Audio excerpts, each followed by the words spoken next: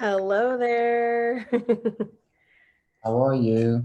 I'm doing good. I'm doing good. So we are going to get started. So just so you know, I'm recording our conversation here on Zoom, and then I'm also recording on another device for the audio for the podcast. So I am so happy that you're here. I've really been looking forward to this conversation. And before we officially dive in, I just want to remind you that you can take as long as you'd like to respond to any of the questions that I have for you. If you have any questions for me, please feel free to ask, and I'm happy to answer. We're going to spend some time talking about a couple of the things that you shared with me in our discussion offline earlier this week, and then I have some fun questions that I like to ask at the end of our conversation as well. So if you are ready to rock and roll, I will go ahead and get us started. Let me just make sure. I have so many tabs open on my on my computer screen. Do you ever have so many tabs open and then you wonder, wait, what was I working on last? I don't know. I think I have a little bit of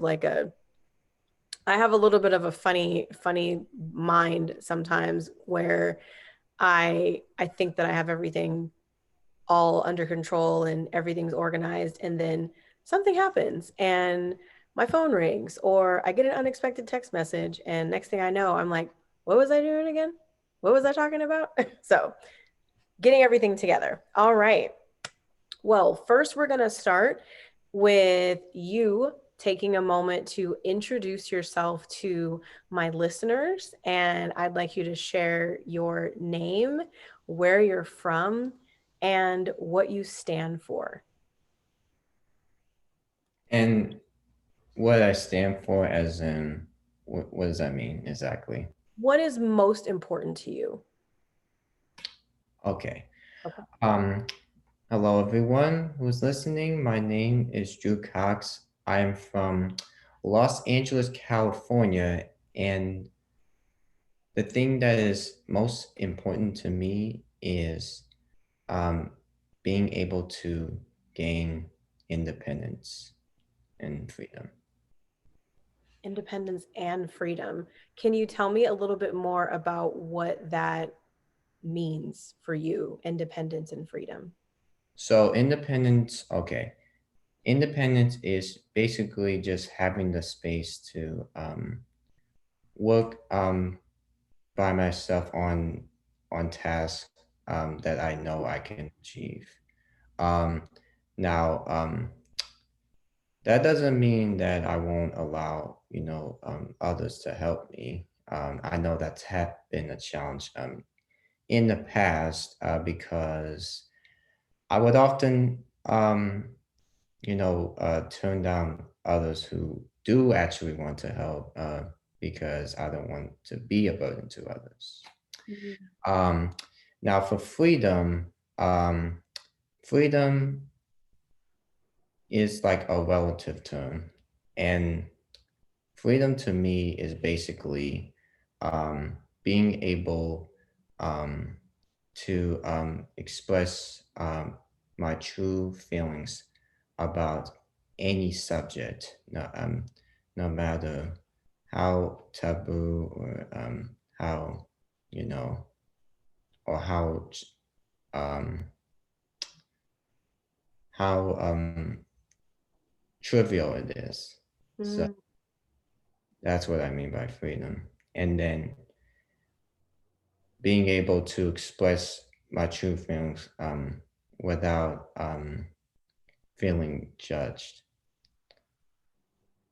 yeah, I can relate to that so much when you speak about being able to talk about things that are taboo or trivial, and to do so without judgment, and to talk about feelings without judgment is really profound, because a lot of times it's difficult for people to just fully express themselves and to be totally honest and transparent and not worry about hurting anybody's feelings or rubbing someone the wrong way or even offending someone.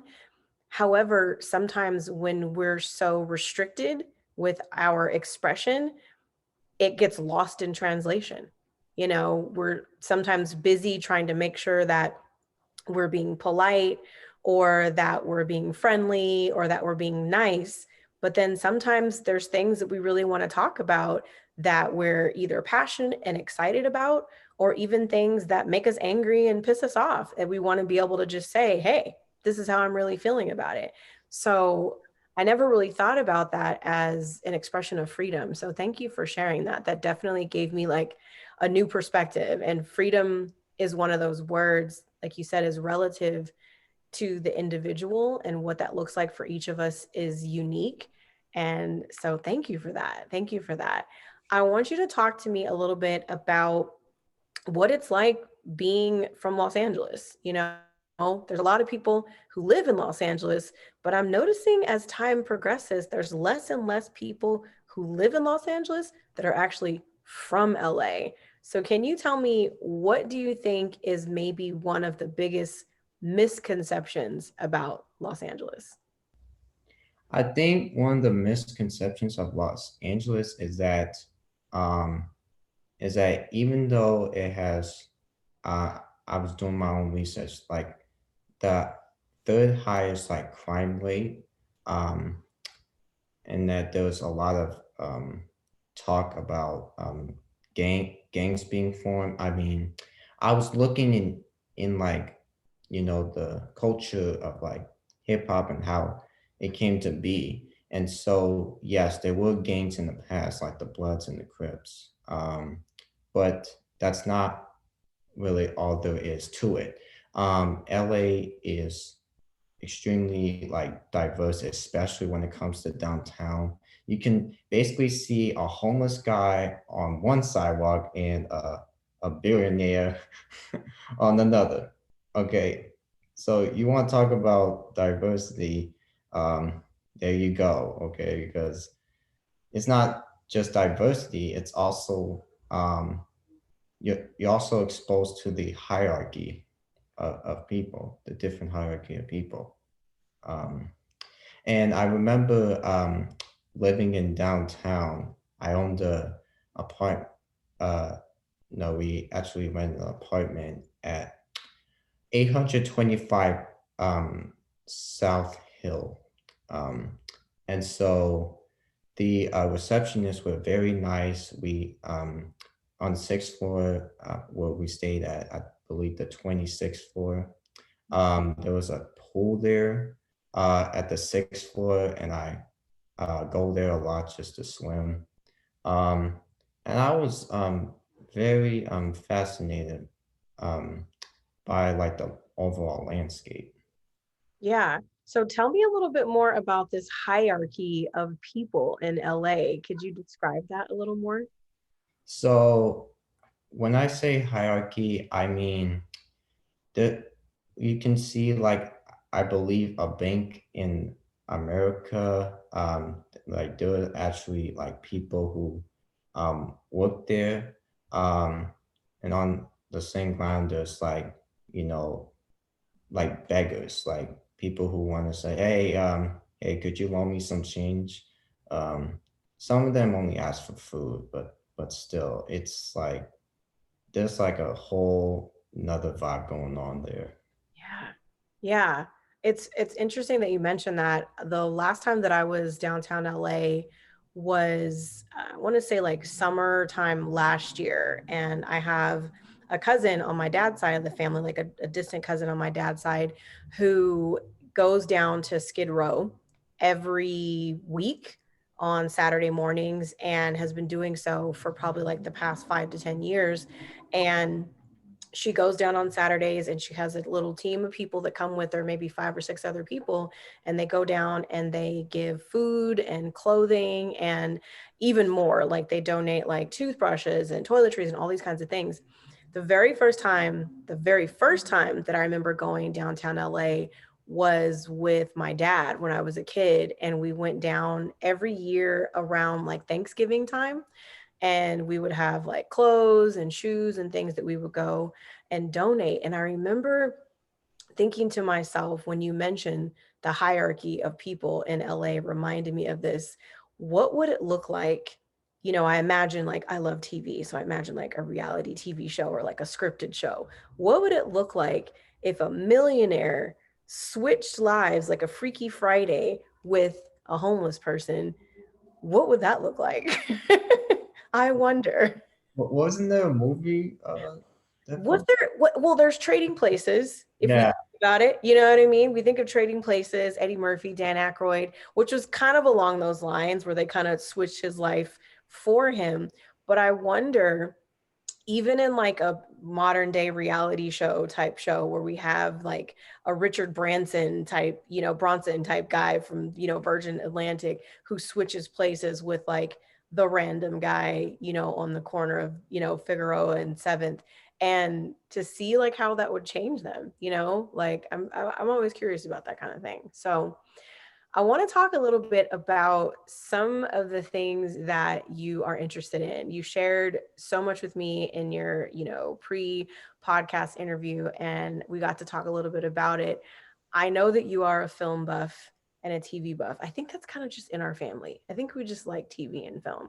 Your brother's a film student, my son's a film student, you're into entertainment and film and everything.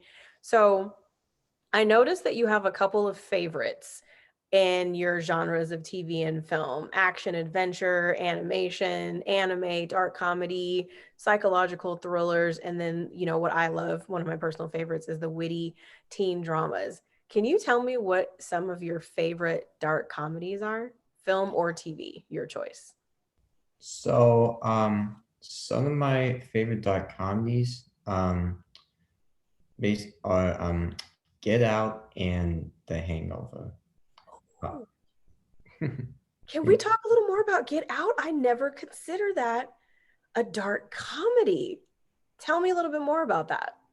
So, if you actually look up online what Get Out in this like in the genre of dark comedy, Mhm. um, some would argue that okay, it's more of a thriller, Right. um, and I would have to agree with them in a sense. Mhm. But dark comedy basically makes fun or laughs at the absurdity of the vices committed. That's like any dark comedy would.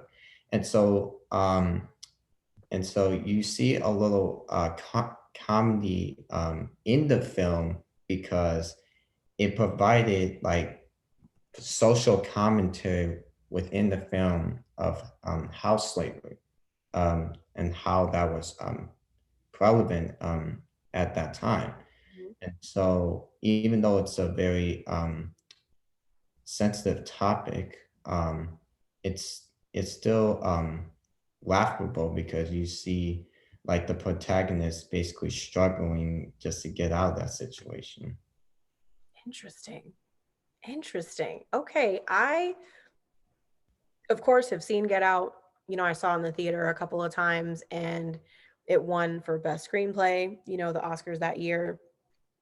And then the next movie that we saw from Jordan Peele was Us. Would you consider Us to fall into like that dark comedy genre? Or what are some of the differences, I guess, between those two that stood out to you? I think for us, and I gotta be honest, they tried it like after like Get Out and it didn't work out as well. But I think the difference between Get Out and Us is that Get Out, like I said before, provides the social commentary that's relevant. Hmm. Uh, Us didn't provide it at all. I Uh, well, I'm sorry, what were you gonna say? I was saying, no, I was saying I agree. Continue.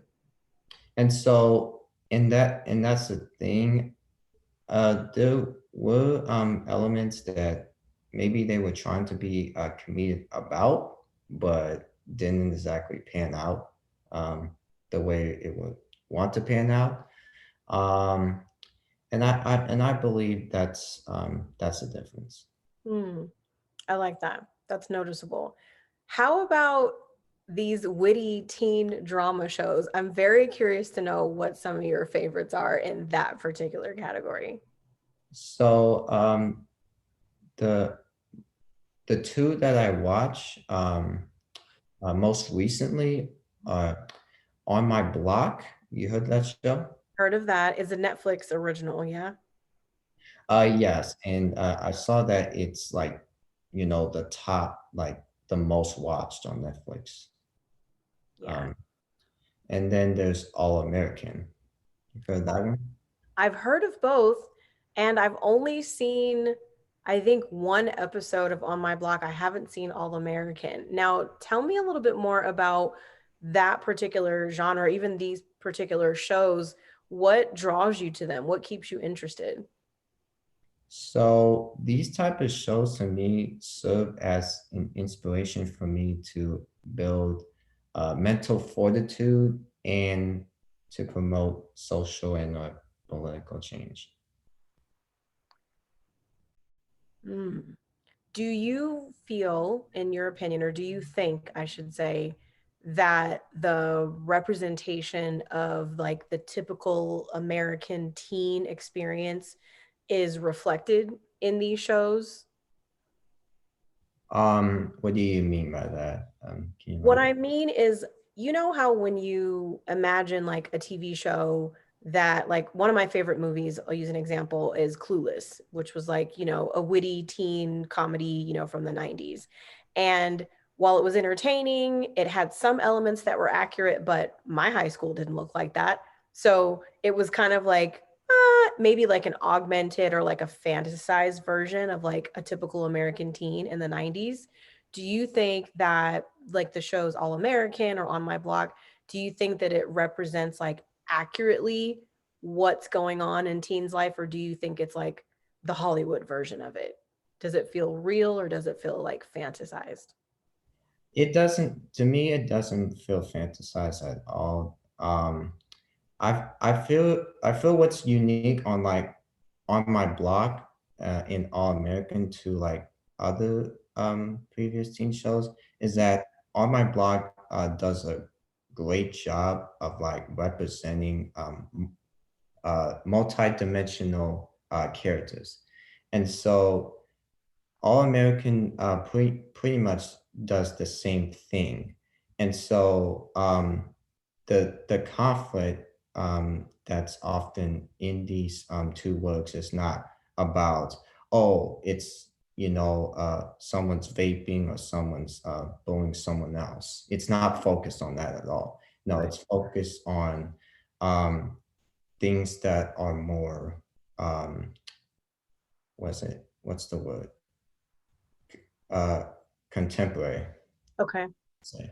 So Okay. like All American, for example, it actually tackles you see what I did there, tackle, because I found that's yeah, anyway. Uh it tackles the subjects of classism and racism and some elements of drug abuse. Mm. Um, and then there's On My Block that basically focuses on four very smart kids. The names are Monse, Caesar, Jamal, and Ruby. And they're trying to get Caesar out of the gang um, by finding the World money that's rumored to be like huge, and it's like hidden somewhere. It's kind of like some conspiracy, seen as some conspiracy theory. Yep. Interesting. Okay. Would you say, when you look at teen dramas, for instance, and kind of staying in this genre for a little bit, the show that you mentioned, On My Block, there's four main characters. Those four main characters, I'm guessing, I think I remember seeing like one episode, are relatively like checking all the racial diversity boxes. Like there's like Latinx character, white character, black character. When you look at teen dramas in particular, what are some of your thoughts about the representation of characters that are differently abled and the way that they're portrayed in TV and film. Can you talk a little bit about that? Differently able. What does that mean? Differently abled is a term that I was actually introduced to by your brother. It was a common conversation that we had last year. And if we think of the terminology that we use and the language that we use to describe or categorize anyone that has any type of disability or difference in the way that they process and show up in the world, he introduced me to this word differently abled, which I was like, I like that because it takes away a little bit of the stigma. So when I think about TV and film, I notice that we're starting to expand the representation of who shows up on camera, and it's, you know, racially diverse and of course gender diversity, but I wonder about the representation of people who are disabled or differently abled, and I wanted to know some of your thoughts on that. I think that um I think in like post 2020, I feel that there are like TV shows that do have like a quote unquote disabled person playing the role um of his own their own TV show. Now in the past, such as like um atypical. Here we go. That was more the protagonist was more of a stereo type version of a person who was on the spectrum. And that can really send a lot of very mixed messages about how people on the spectrum in general, not just people of color, but Mhm. in how they're um, portrayed. And I feel like, you know, the representation will progressively get better if we uh, really just focus on educating the world about uh, what what really defines a quote unquote disability. How do you say a person is you know a how do you say a person is disable or has like a mental illness when you can't really you know look at the situation on all look at a particular situation on all sides. So That's such a good point. yeah. That's such a good point. It's like, how do we measure someone's ability? You know, how do we measure someone's ability to be this or that? Like, who determines what that spectrum looks like? And you mentioned on the spectrum. So, for those who don't know, can you talk a little bit about what that means to be on the spectrum or to be diagnosed as being on the spectrum?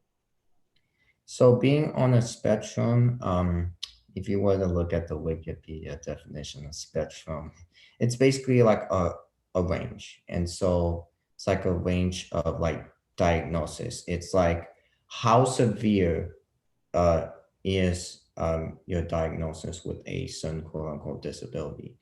Mine, there are some people on the, I believe on the left side, right side, on like one extreme end, I should say, who have like more severe symptoms Mm. of that quote unquote disability. I fall on the category of the less severe or kind of somewhere in the middle. And so I know for me that even though I am able to able to walk, and I know some people that don't have that capability, and I do pray for them. Um, there are you know mental there are like like disconnections and mental challenges that I struggle with. Something I'm learning more about myself is that although I am able to, walk and talk, Mhm. uh, I um, I had like poor motor skills as a child, Mm. and so my coordination was kind of whack, and so that's why that's why I couldn't. When I tried out for basketball when I was in second grade, I was pretty trash. No So good, no good. Okay. no, I'm glad you mentioned that when you were younger that you had challenges with motor skills. And the reason it's interesting to me is because I know that you also love video games. So did you start playing video games young as well, or when did you start getting into video games? I believe I started game. Actually, I know I started getting into video games when I believe my mom exposed me to Kirby Air Ride, which is what cousin Jared gave me. And Mhm. for those who are listening, that's a relative of mine, um, who we know pretty much. Mhm. Now, um, Kirby Air Ride was just like one of a kind. It wasn't like most other racing games where you have to hold a button for like um, was it like about like more more than like 5 minutes and stuff. Um, but basically, what makes it so unique is that most of the vehicles, or we call them air ride machines in the game, they move on their own. And so all you have to do is basically press the button to stop the machine and then release it to gain a boost. Okay. Uh, those are like some pretty, they were like some pretty creative courses within this game. And so that's when I really started into like video games. I remember playing Sonic the Hedgehog, the old school, Mhm. uh, and also playing like Super Mario Brothers. Mhm. And really, what those games have in common for me is that there is just a single um, goal, and that although the design and the steps may be simplistic, um, it's not always easy to get to that goal. Right. Right. Right. Right. And the reason I asked is when I think about motor skills and I think about, developing motor skills, as a parent, I remember, your children are young and you're like, here, I'm going to put, Legos in your hand, or I'm going to put, the little blocks or something in your hand. And then you get older, I'm going to put a pen or a crayon or a pencil and kind of see, where they take it from there. And some people who struggled or were challenged with motor skills really thrived with video games.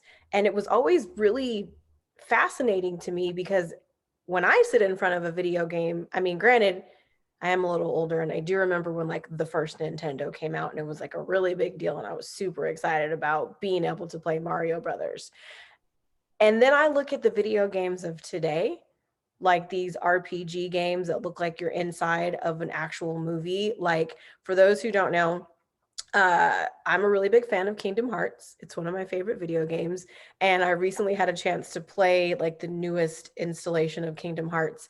And when I say there's so much happening on the screen at the same time, I literally had to take like a brain break after playing for like 5 minutes because the graphics are so intense and there's so much activity on screen. I'm saying, can we just go back to the traditional 8-bit retro style video games where we're just moving in one direction? I don't know if my brain can handle it. Would you talk a little bit about what you shared with me in your questionnaire and specifically as it relates to central auditory processing disorder? I want to know if you can tell us a little bit about what that is and then how it affects your day-to-day life. So, to put simply, central auditory processing disorder is basically when my brain process verbal information. And so you may be a person who is like neurotypical, maybe speaking, maybe in his mind speaking like loud and clear to me, but that the message doesn't always come through. It's this whole process that often goes along with it. And so how it affects me in my day-to-day conversations is that sometimes I fail to recognize like the tone in which the person is like speaking to me with, Mhm. and also um I don't recognize that he, she, they, what pronouns should I like to use, Mhm. um really just is speaking sarcastically, or is probably just making an idiom, right? Yeah. So I had to, you know, undergo like 3 years of like speech therapy in order to really enunciate my words so that the other person who is talking to me also gets what I would want him to hear um, correctly. Mm. You know what's interesting is being able to interpret tone is something that, believe it or not, is so common, even for people who don't have a specific diagnosis that describes exactly what that neurological, change or, auditory change or disorder might be, especially when it comes to written communication. And when I think about, our lifestyle in 2021, very rarely do people spend a lot of time on the phone, uh, making actual phone calls, I should say. I feel like there was a shift that happened when smartphones were introduced and everybody started texting. Do you do you recognize any difference in processing messages or conversation via text versus verbally? And if so, what does that look like for you? Um, I honestly um, don't like recognize any difference. Actually, I believe that when it comes to text messaging, it gives the recipient a chance to think about what they want to say before saying it. And like when you're talking to an actual human being, like right in front of you, you want to really just you know say what has to be said, and but not give the other person the impression that, oh, maybe oh, maybe that person just ignored me or just kind of write me off. And it really just it's really like a gap for me. It's like a gap for me to respond, because I would want to find the most optimal answer. Yeah, I wholeheartedly agree. One of my favorite things about texting is exactly what you described. It's creating that gap or that space between the message that I'm receiving and my opportunity to respond. Because, especially if it's like anything, it could be something that like is, a heated, conversation, or especially kind of going back to what you mentioned earlier, if you're exercising freedom and expressing your feelings about something, to be able to like get your thoughts out and know that there's going to be at least maybe a 30, 15-second delay between when the person responds, depending on, what the subject of the conversation is.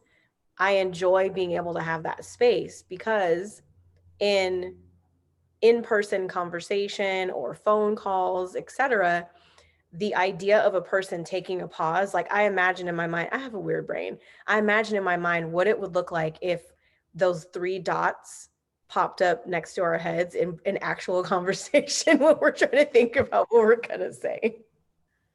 Yes, I get that a lot too. Please continue.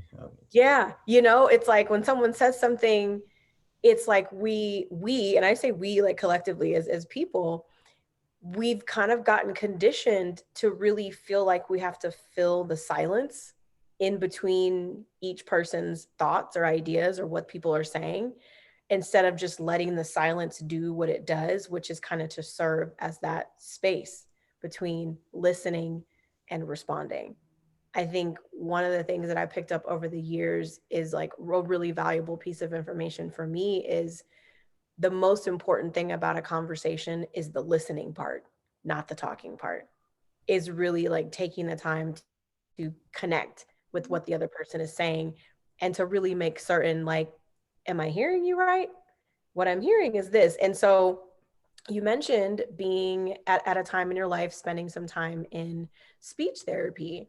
Can you talk a little bit about what that experience was like, and then maybe share one of your biggest takeaways that you think we could all probably benefit from when it comes to conversation? Yeah, I'll do my best. Okay, okay. But basically, yes. So 3 years of speech therapy. I had a hard time, first of all, enunciating words that start with the letter R, and I often confuse that with like W words, and so one of my speech therapists, who I can't remember the name of, basically um, um, like made what do you call it? Made face poses, or what do you call it? So that I just like stretch the face so that I can enunciate the word that starts with an R properly. Hmm. And so that really mm, are you kidding me? I even still have a challenge of that. Really um helped me out. Interesting. Um and also um that was like 1 year. Another is basically um associating words with pictures. Hmm. And also I had experience with like knowing or just knowing how challenging that can be, because sometimes I don't identify objects properly. Uh, Hmm. I may mislabel them. And so associating words with pictures may sound like an easy task, but it often is challenging to me. Um, Especially when it comes to like an like a set of pictures that have like two like little cartoon characters, basically um in a fixed position, whether it's like taking out the trash or talking with the neighbor, and how I can assess the situation behind these cartoon characters, and that was a skill that probably still need improvement on. I know I've been improving over those years, but probably still do. Um, and also reading comprehension, which was imperative, um, was also a challenge to me, because when it comes to recalling a story that's been told, I have challenges with that as well. And so when it comes to um, executing a speech, I would need like 2 weeks, 2 to 3 weeks in advance, or if I'm talking, Okay. um, if I'm writing it, it can only take couple of days. But like actually talking and preparing for myself would actually have like a huge gap of time just for me to draw every single point that has to be made. So, in other words, rhetoric. Right. Right. Mm. It reminds me a little bit what you just described as far as like taking the time to prepare to make a speech of that movie, The King's Speech, that came out years ago. I think it was like an Oscar winning movie about a king, don't ask me which one because I don't remember, who had a speech impediment. And, he's the king. So people expect to hear from him. They want him to be this great orator, this great articulate, powerful speaking man. And he really wasn't. And so, the course of the movie is about his journey to getting to that point where he makes like, the big king speech. So what's interesting and one of my favorite things about this conversation so far is that there's an opportunity for people to really exercise the practice of being present for a conversation. And what's great about being able to talk to you in this way is really to get a better understanding of how your mind works, which really gives me a point of reference to how my mind works, because I too am much better at communicating if I'm writing it down. I wrote a whole book. I can write books and poetries and notes and poems and scripts. I'm like, let me write it down. Do I have to talk about it? Can I just write it down? So it's interesting to me how, even without an official diagnosis attached, that there's something that we have in common with each other, that we're great writers. So I love that.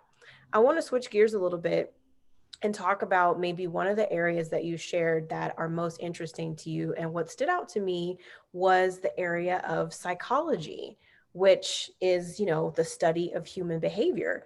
Can you talk a little bit about what interests you most in psychology? So, what really interests me the most is not only how the human mind works, but also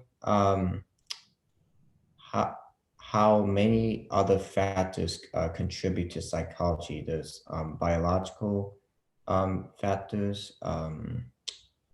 There are basically environment. Environment has to deal with psychology,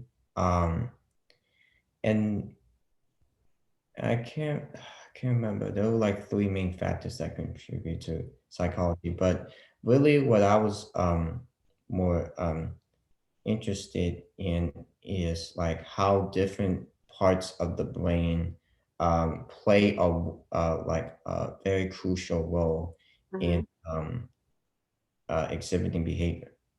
Mm, interesting. Have you ever considered, or are you considering exploring a career that incorporates psychology and psychological study?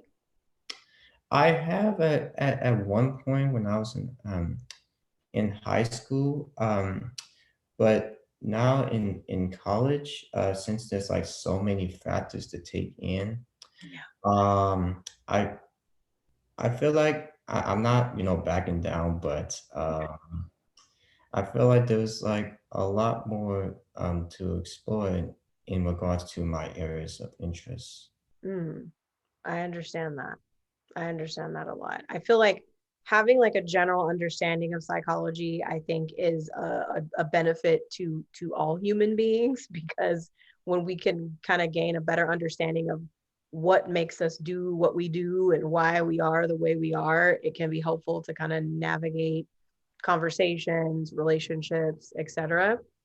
I also recognize that you're interested in theology. So are you are you the type of person who likes to study different practices of theology, or do you focus your study in like one particular area? Talk to me a little bit about that. So I what I really like those course that focuses on theology, and that's comparative theology. Took that in the fall of 2019, and so the course basically gave an overview of the different religions that were practiced Mhm, uh, and are spread even spread in southern Los Angeles even today. mhm. And so, and how it really just really manifested. Um, so I really liked how, if there's noise, please, Oh, don't. it's fine. No Thank. worries. But basically, I really like the variety of the different theologies that took place. During that time, my three most favorite ones to study were Christianity, Islam, and Judaism. Those are like the three, I don't know statistic wise, but I want to say those are the three most practiced religions in the world, I think. Is that about right? I didn't take the theology class, but that's my best guess. But yeah, those are like the three most common that have been like the most spread out. But I also do I also am very fond of Hinduism, Mm, Buddhism. yeah. Yeah, I never formally studied theology, with the exception of taking, a theology class, 100 years ago when I was in college. But it was one of the first times that I had really noticed any similarities between, each individual practice from, like you said, Christianity, Islam, Judaism, Buddhism, Hinduism, I think are like the big five, that are kind of the ones that are practiced globally. And then when I went to study yoga is when I learned more about Hinduism. And that was when I got even a deeper understanding of it. And it's interesting, it's one of those things where even as a kid, I was always curious about world religions and world practices of spirituality, and then trying to figure out like, what if I was born in India? What would I be? Would I be Christian? Would I be Buddhist? Would I be a Hindi? What would I look like? What would my practice be? So that's what was really curious to me about that study. I'm going to ask another question, and this is something that is going to go back a little bit to what we were talking about as it relates to disabilities or different abilities, and recognizing that we all kind of show up in the world in a unique way. One of the questions I like to ask before we actually meet is something about you that most people don't know. So, can you speak a little bit about something about you that most people don't know? I think one thing's for sure that most people don't know about me is that um, unless I'm in a situation, and Mhm. unless there is unless people are having a conversation and that I am fully interested in, um, I'm going to STEM. It's going to happen. And Mm, so, stemming behaviors, what it look and everyone stems. It's a common behavior, and mine is more apparent in the sense of I basically pace around a specific area, um, or that I'm basically processing what everyone is saying, what what my surroundings are. mhm, And so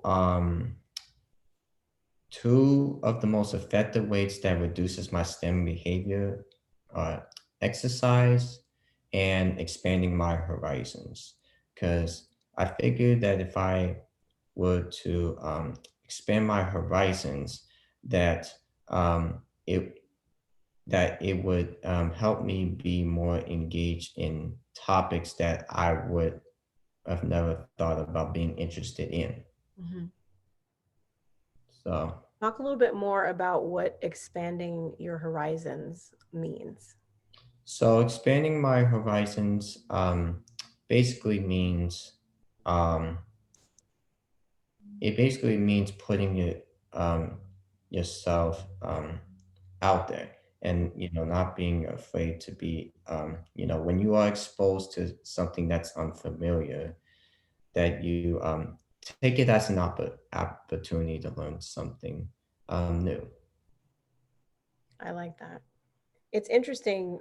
I'm familiar with stemming, and I'm glad that you said what you said, which is that everybody stems, because I think a lot of times people don't recognize that they're stemming when their leg is shaking while they're in a conversation, or maybe they're tapping their foot, or they're cracking their knuckles, or they're grinding their teeth, or they're doing something physical, in their body. I remember when everybody had those fidget spinners. Remember those things that everybody had that they were spinning around? That The was a form of stemming, you know what I mean?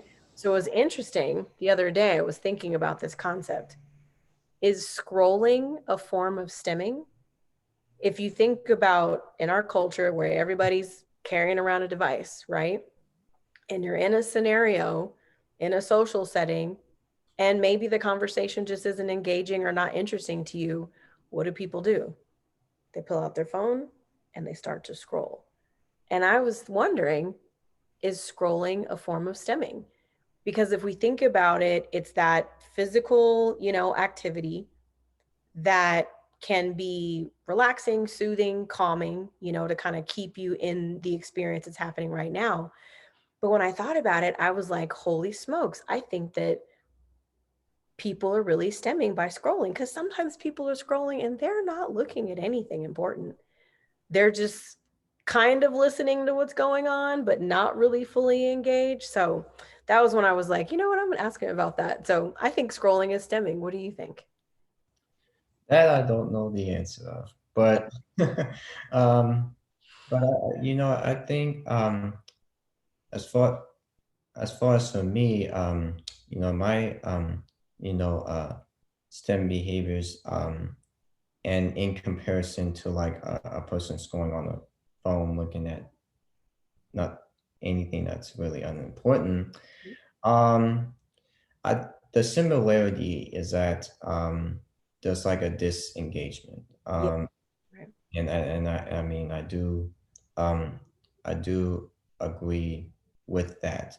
I think the process works differently. For me, it's I stem because something is replaying in my head. Like, and when I say something's replaying, I'm talking about flashy images that come from either action adventure movies and video games, or basically thriller movies.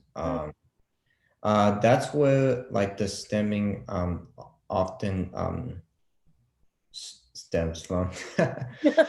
um, but basically, um, these images that I choose to expose in my head basically play a role in my stemming, because I want this instant gratification.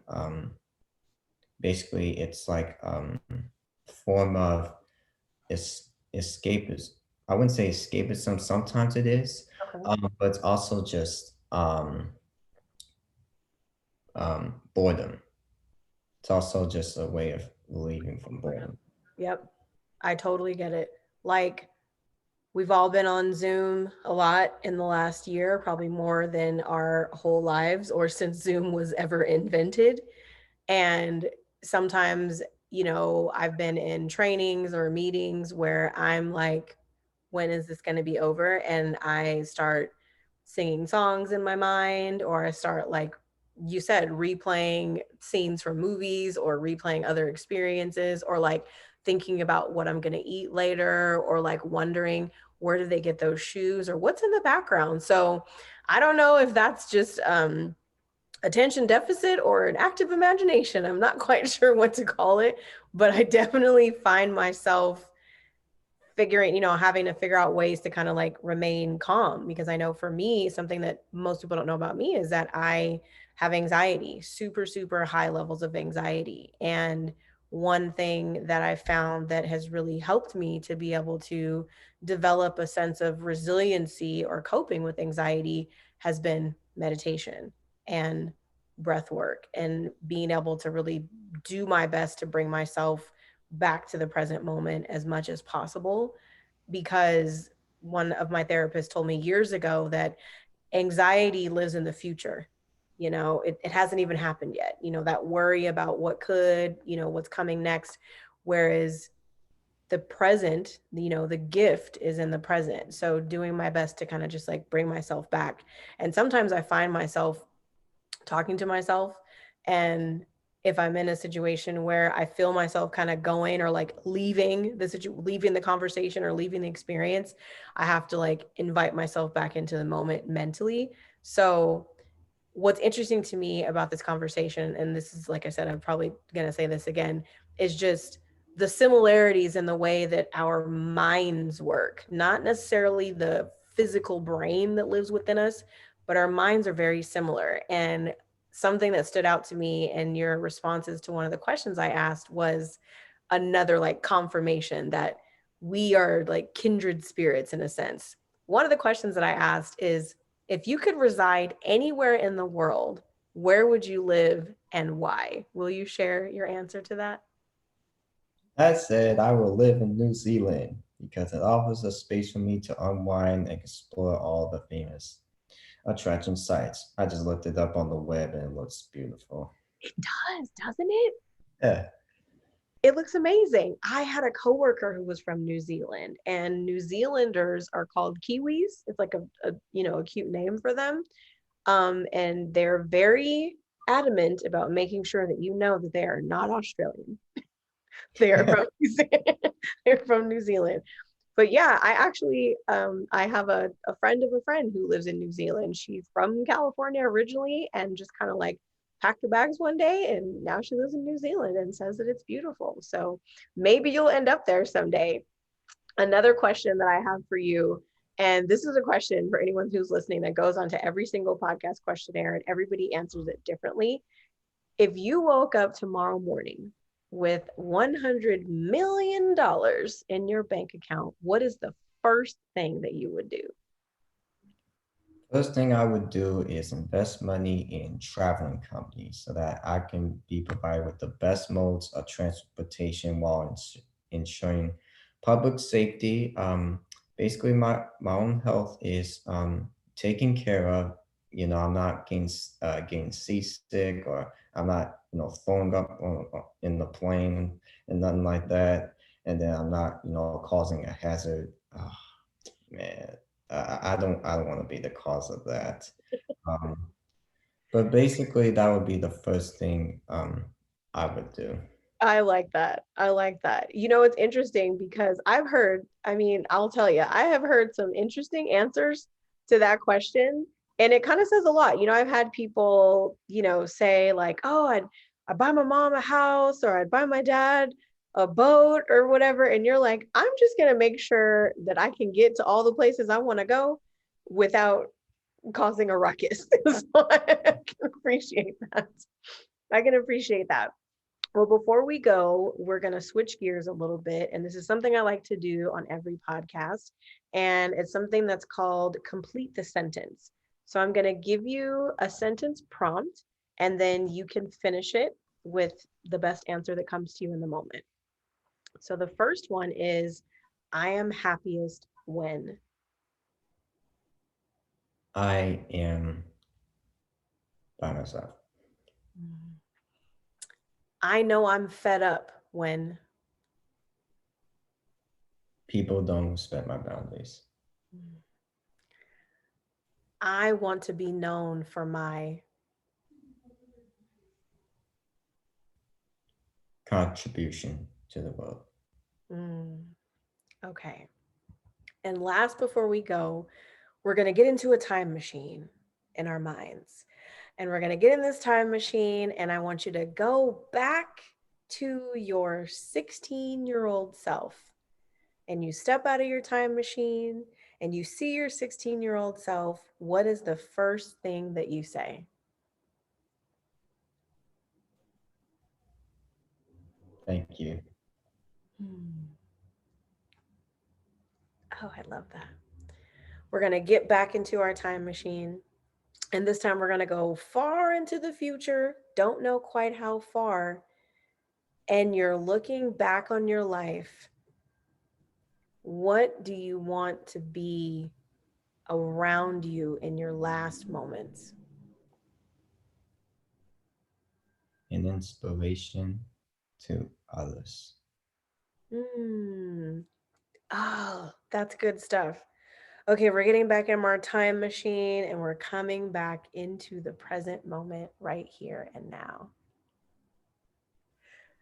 This is so great, Drew. I am just like over the moon excited. This conversation has been absolutely wonderful. I have thoroughly enjoyed spending this time talking with you.